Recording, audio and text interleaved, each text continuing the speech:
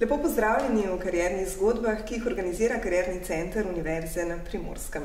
Danes v naši družbi pozdravljam osebo, ki bi lahko opisala z besedami topla, srčna, humanitarka in še mnogih superlativih. Jana, pozdravljeni. Živjo, lep pozdrav. Prihajate iz Dolenjske, kjer ocenjujem, da ste obiskovali tudi osnovno in srednjo šolo. Ja. Nato pa pot nadaljevali oziroma študij v Ljubljani. Ja. V kakšnem spominu imate prvi del življenja, otroštvo, mladostništvo?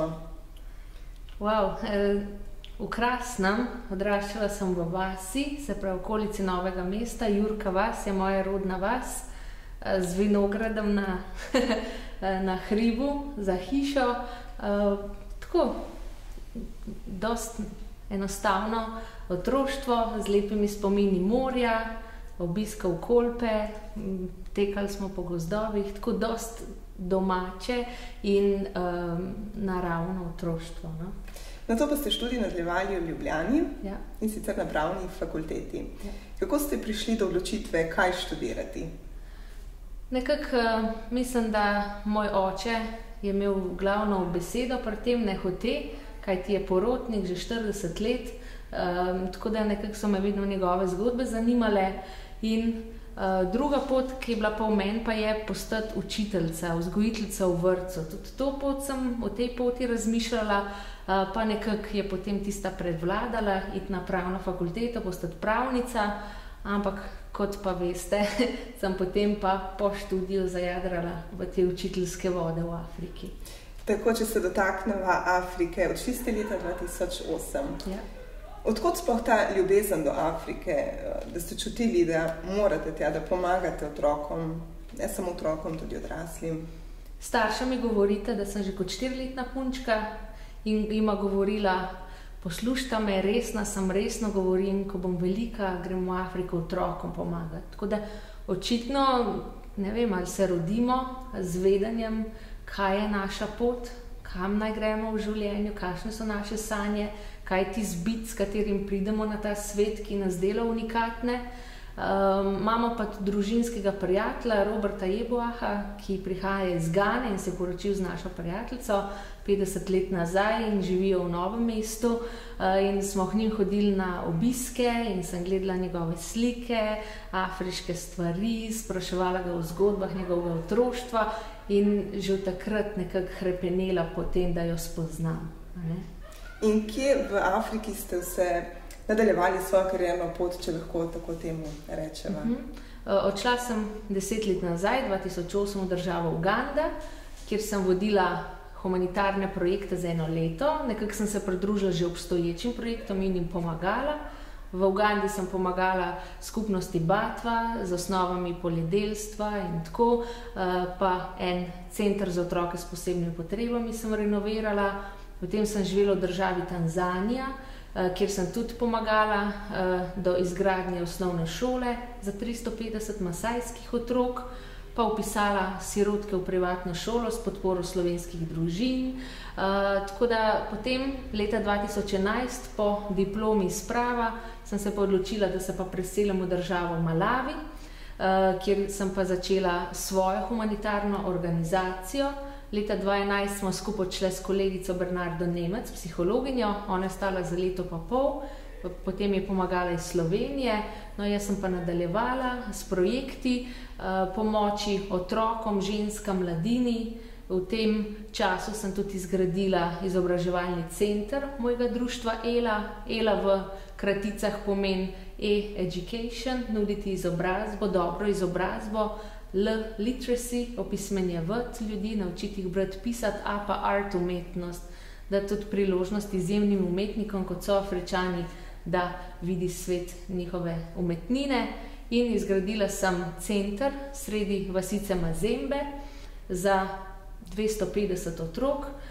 Financiranje centra je bilo začetno strani Ekologov brez meja, potem se je tudi Rotary klub Dolenjske Toplice odzval, mi ga pomagal urediti in napolniti z vsebino, pa tudi solarnimi paneli, da smo imeli prvi elektriko v vasi in edina stavba. Potem Sem pomagala tudi mladinskemu klubu, ustanovila mladinski klub za mladino, ki nekako ni imelo perspektive, kajti tam so srednje šole plačljive, pa če nimaš denarja, si obsojen nekako na propad.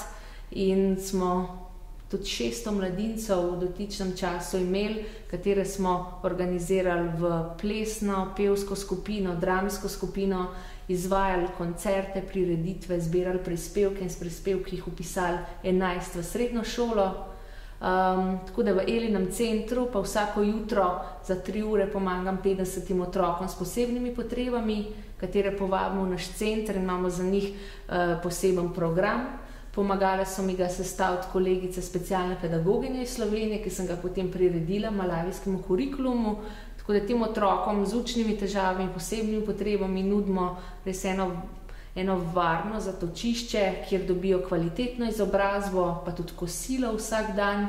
Vsako popoldne od 2 do 5 pa pride tudi do 200 otrok, od vrtčevskih pa vse do 8. razreda, učiti se matematiko, angleščino, brati, pisati in majčkeno se tudi poigramo, likovno izobražujemo, tako da jim je zelo lepo. Tako da to je na hitro, kar počnem. V mojih očeh ste res velika oseba. S kakšnimi očmi pa na vas gledajo afriški otroci, mladostniki? Kakšne občutke na vas oni prenašajo? Materinske, kajti vsi otroci me kličejo Amajana. Ama v jeziku Tonga pomeni mama, tako da me vidijo kot eno mamo. Mamo, ki jih ljubi, mama, ki jih ima rada in jim govori, da lahko v življenju dosežejo vse, če imajo sanje, čeprav je njihova realnost dosti drugačna, kot slovenskemu otroku reči, boš sanje dosegel, če boš priden, a ne? Kajti v Afriki dobiš kvalitetno dobro izobrazbo, če imaš dober denar v privatnih šolah, v javnih šolah so ogromni problemi. Zato sem jaz rekla, da odidem svojo organizacijo tam, kjer ni nič, pa jim vsaj pomagam do nečesa. Ne? Tako da naši projekti in programi so brezplačni za vse, ker si res to zaslužijo. Tako da vem, da imam na njih res velik vpliv, ker nekako pozitiven. Pa imam v svoji ekipi še 2 učitelja, kuharico, nočnega čuvaja, nadzornika in vse učim, na kakšen način z otroki postopati z veliko potrpljenja, še posebej s tistimi 50 s posebnimi potrebami, saj niso oni krivi, da imajo učne težave, posebne potrebe, da je treba z njimi še bolj nežno delati, jih razumeti, jih spodbujati in na vsezadnje vsakega videti kot unikat. Življenje v Sloveniji in Afriki se zagotovo zelo razlikuje. Ste se v začetku morda tudi zlomili ob teh zgodbah, revščini? Ja, mislim, jaz večkrat pravim, da sem v teh 10 letih dala skozi eno univerzo življenja. Zdaj, ker je projekt uspešen, tudi ko me ni dol, pravim, da sem pa diplomirala oziroma doktorirala, ne? Da je projekt uspešen, kljub temu, da mene ni skozi dol, da ljudje vejo, kaj je biti vsega, ne? Zagotovo te pa zgodbe pretresejo, dobiš bolj trdno kožo. In na vsezadnje me Afričani vedno učijo ene, bom rekla, modrosti in to je išči rešitve. Ne se osredotočati na probleme, pa jamrati, vsi imamo probleme. In v Afriki tudi ena fraza, there is no day without a trouble. Se pravi, vsakem dnevu so problemi, vsakem dnevu so izzivi, od tebe je odvisno, kako jih boš rešil, na kakšen način. In avtomatsko se naučiš zgodbo slišati in jo začutiti, ampak da ti ne odzame elan, ampak še vedno pomagaš v tistih, bom rekla, mejah, kot le zmoreš. Na vsezadnje sem pa tudi samo ena oseba, ne? In ne morem jim spremeniti življenje iz slabo na dobro, lahko samo pomagam do boljšega dne, ne? Zato jim tudi pravim, jaz sem denarja ne bom dajala, kar vam bom pa dala, je pa izobrazba. Naučila vas bom veščin, če jih potrebujete, če jih ne znam, bom poiskala nekoga, ki jih zna, pa jih vas bo naučil in potem je pa tudi od vas odvisno. Se pravi, naučiti jih ribe loviti, ne jim spečeno prinesti na krožniku.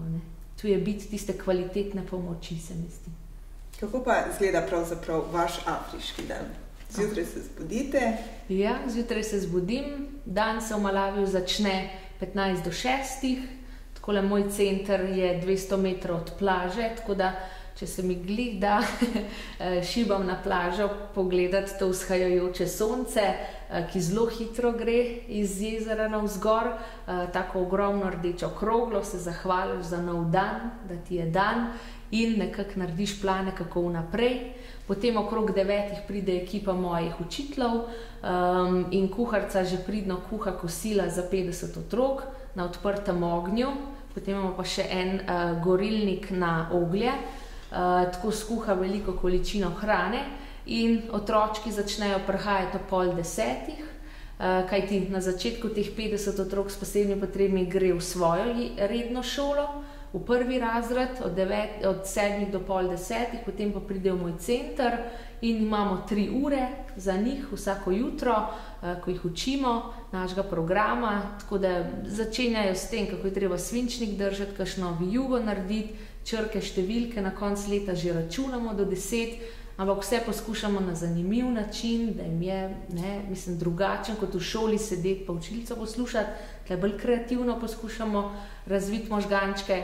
Potem imamo eno kosilo, jaz in moja ekipa, potem pa od 2 do 5 pride kdorkoli si želi v naš center, to je pa tudi do 200 otrok, pa jih učimo, kot sem rekla, matematiko, angleščino, branje, pisanje, še malo se poigramo, potem jih ob 5 pošljem domov in na hiter do jezera, malo zaplavati, kajti to jezero ima 26 stopinj skozi celo leto, pa se še malčkam na ta način sam s sabo povežeš in hiter nazaj v center si skuhati eno večero, kajti ob 6 že pade noč.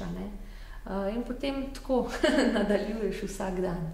Kako pa izgledajo večeri? Se spočijete, berete, načrtujete vašo prihodnost, nove projekte? Ja, če imam prostovoljce, je zelo fajn biti v vasi, z njimi kreiramo, kot pravimo, naslednji dan.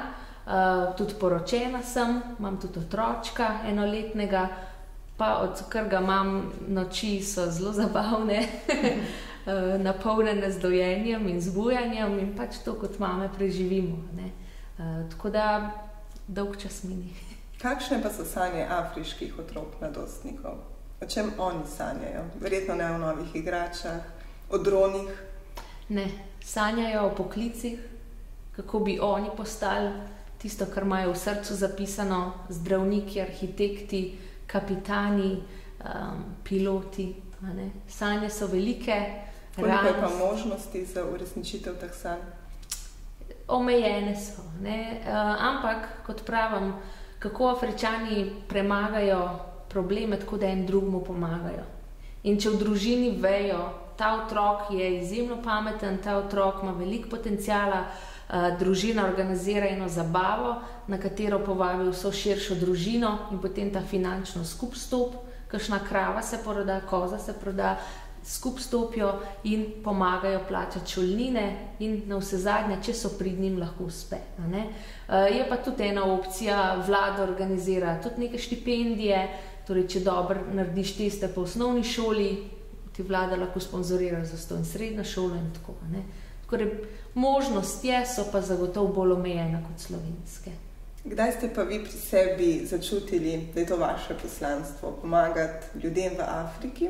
Glede na to, da ste zaključili pravo, bi lahko živeli dokaj dostojno življenje v Sloveniji. Mislim, da v tistem prvem letu, ko sem šla prvič v Afriko, pa sem imela namen ostati 2 meseca, pa so se potegnila v 1 leto, jaz sem takrat res začela v sebi bolj kot ne odkrivati vse te potenciale, ki jih nosim, oziroma kje sem bolj srečna, kje je tista, bom rekla, moja pot, ki je začrtana, kje bom tista Jana, ki je prišla na ta svet z enim bitom pomoči, kje jo bom bolj udejanja. Se pravo sem potem, ko sem ga študirala, tudi nekako začela že razmišljati, se bom pa najbrž mogoče usmerila družinsko pravo, posvojitve, na tak način pomagala. Ampak potem, ko sem bila pa dol, sem pa še bolj odkrila sama pri sebi, pravzaprav, kje je moje mesto. In ne bi zamenjali življenja? Ja, ne vem, mene, ko ljudje spoznajo, rečejo, ti si tako srečna. Ti si srečna, pa žariš, pa daješ inspiracijo mnogim, odkje to črpaš. Ja, najbrž s tem, ker svoje srce poslušam, ki mi govori, bodi tam.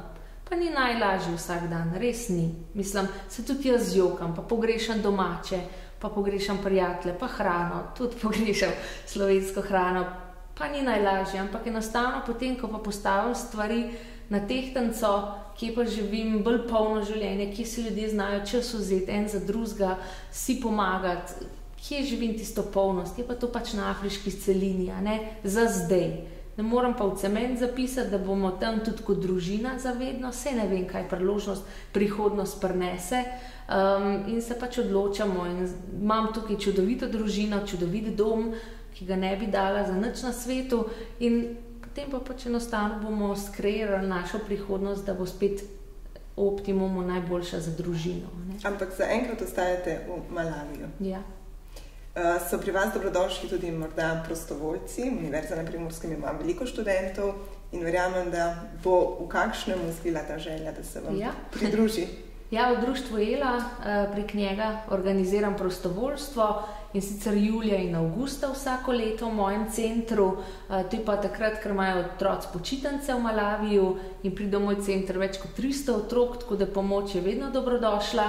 Tako da potem odprem možnost za 12 prostovoljcev, kajti v našem centru imam še 3 sobe s pogradi in takšna je pač kapaciteta. In povem ljudem, da je minimum prostovoljstva 2 tedna, maksimum 2 meseca, julij in avgust, ko so otroci na počitnicah. Tako da v teh letih sem imela že okrog 50 prostovoljcev. Starost ni omejitev, pravimo, da 18 let pa do kadarkoli. Najstarejša prostovoljka je bila čez 60 in je izjemno uživala in otroci so z njo uživali, tako da omejitev ni. Kar je pa potrebno, je pa vsaj osnovno znanje angleščine, kajti to je naš jezik, v katerem se sporazumevamo.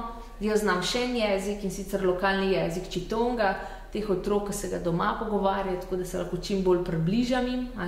In tako da mislim, da so izkušnje prostovoljcev res krasne. Tudi na Elini strani pod prostovoljstvo so njihovi kontakti, pa se lahko osebe povežejo. Če imate kakšno vprašanje, mogoče nekdo, ki bi tam en mesec drugače gleda na stvar kot jaz že toliko in toliko let. In potem enostavno organiziramo vse in pridete k meni mi pomagati. In je ena lepa izkušnja za življenje, mislim. Pa je Malawi varen kraj? Ja, Malawi je že po nekakšnih teorijah, ki so jih razvili, to naj bi bila najbolj varna država v Afriki, čeprav je 8. najbolj revna na svetu, pa zanimivo, je izjemno malo kriminala in kot turist si zelo varen. Seveda moraš dotične stvari pač se jih držati, kot je ne zvečer hoditi, ne v popolni temi nekje v predelih. Ampak tako, čim se držiš parih pravil, se ti nič ne bo zgodilo, ni državljanskih vojn, ni spopadov med skupnostmi, kot so naprimer kje drugje, in ljudje so izjemno topli, odprti, tako da mislim, da je tudi zelo dobra država za začetne popotnike. Če greš prvič v Afriko, pa ne veš, katero državo začeti, je Malawi zelo dobra ideja.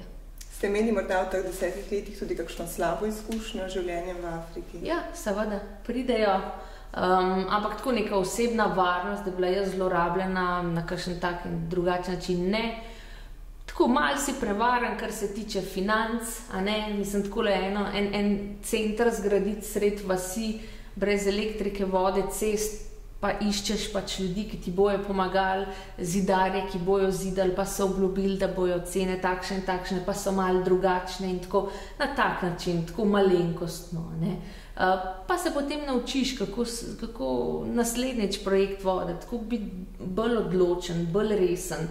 Naučila sem se tudi prek svoje ekipe. V teh letih sem zamenjala že ogromno učiteljev, zaradi tega, ker pač, če želiš dobro plačo, boš tudi tako delal, kot bom rekla, ne? In sem kar resna šefica, ki je spoštljiva in prijazna, ampak tako, da se pa razume, da je pač delo mora biti upravljeno, kot se dogovorimo, in potem bo tudi primerno plačilo.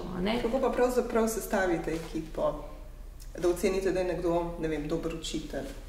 Ja, prinesejo reference, svoje izobrazbe, malo pogledam, kje so delali, koliko časa so delali, potem jih pa dam na probe, enomesečno probo in predstavim Elin program, na tak način boste delali, ali ti všeč, in jih potem malo opazujem.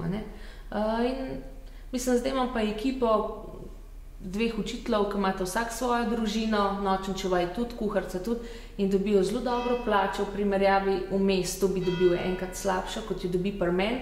Pravim, dobro, ti bom plačala, ampak delo mora biti upravljeno profesionalno, ena integriteta projekta, tako da se mi zdi, da so kar doumeli, kakšen blagoslov je. Kako pa pravzaprav živi center Ela?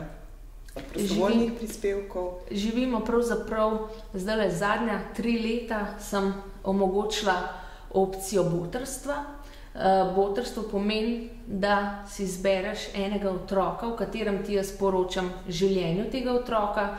3-krat na leto kot botr dobiš slikco, kako zahvalo, in ta tvoj otrok 3-krat na leto dobi šolske potrebščine, jedilni set, knjige, pravljic, zvezke, kemike, svinčnike in tako.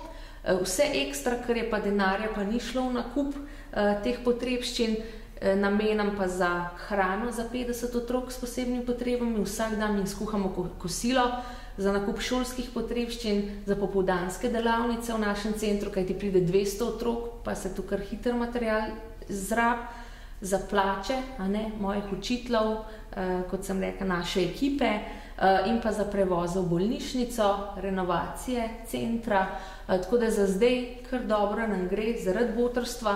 Botrstvo pa stane 10 € na mesec in se obveže samo za 1 leto. Potem se naslednjo leto, ko pa mine spet, odločiš, če želiš podaljšati ali pa ne.